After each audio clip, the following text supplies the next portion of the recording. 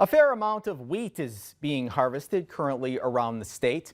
Some farmers in Ward County are bringing their yields to the Berthold Farmers Elevator. Morgan Hall, grain buyer for the facility, says they began collecting harvest around August 15th.